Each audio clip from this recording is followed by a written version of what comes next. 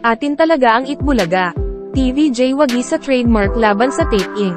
Sa isang Facebook live-in anunsyo ni Tito Sotto, Vic Sotto at Joey De Leon o TVJ ang kanilang pagkapanalo sa copyright infringement case na kanilang inihain laban sa Tape Inc. at GMA Network.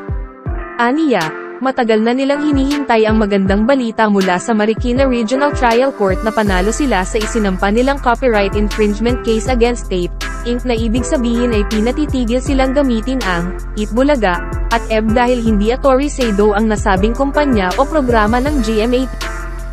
Ayon sa email na natanggap at binasa ni Tito Sotto mula sa Marikina RTC, wherefore judgment is hereby rendered in favor of the plaintiffs, TVJ, Jenny Ferra at Direk Pucci Rivera, against the defendants permanently enjoining defendants television and production exponents, Tape Inc. and GMA Network, Inc. from 1. Using the trademarks EB, Itbulaga, and EB, including all the logos associated with the subject parts in its shows, programs, projects or promotions and 2.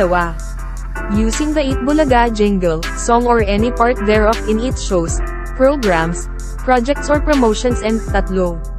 Airing and broadcasting a playback of any and all recorded episodes of the Itbulaga show prior to the 31st of May 2023, its segments or any portion thereof in all channels and platforms.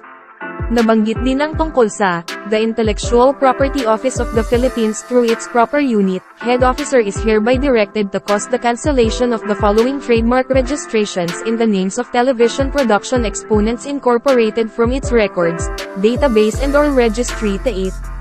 Yun po yung pinakalaman ng dispositive portion.